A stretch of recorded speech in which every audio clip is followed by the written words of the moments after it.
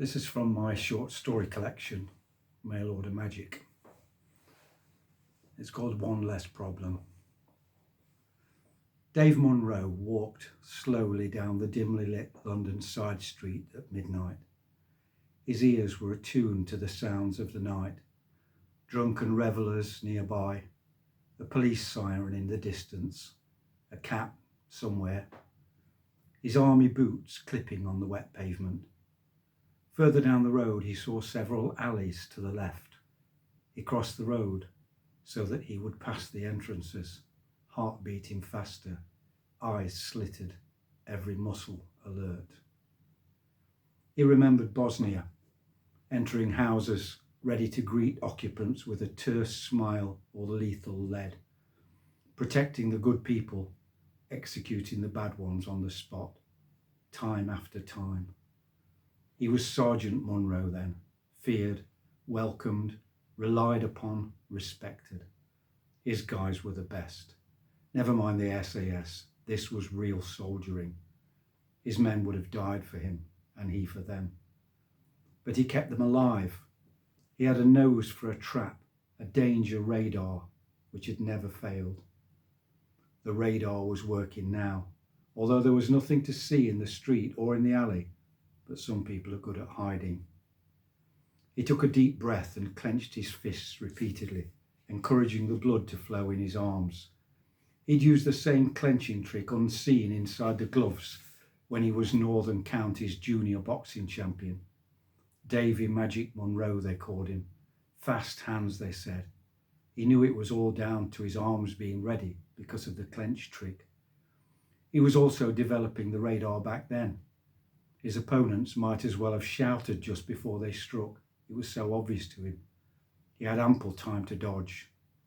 Unfortunately for his opponents, Davy Magic Munro gave no such warning, and many times a single ramrod punch had ended the contest, and potential future adversaries had thought twice about their plans.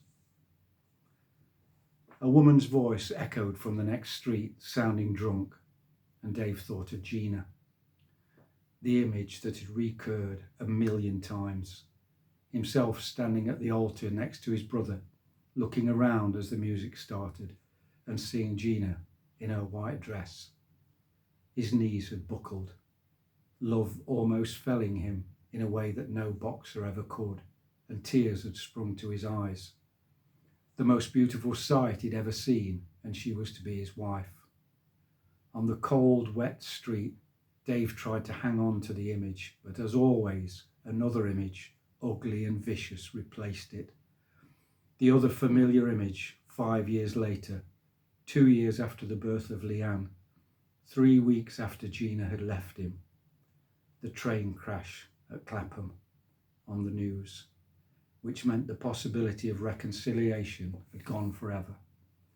The promise of seeing his own daughter standing at the altar in white, denied by a tangle of twisted metal.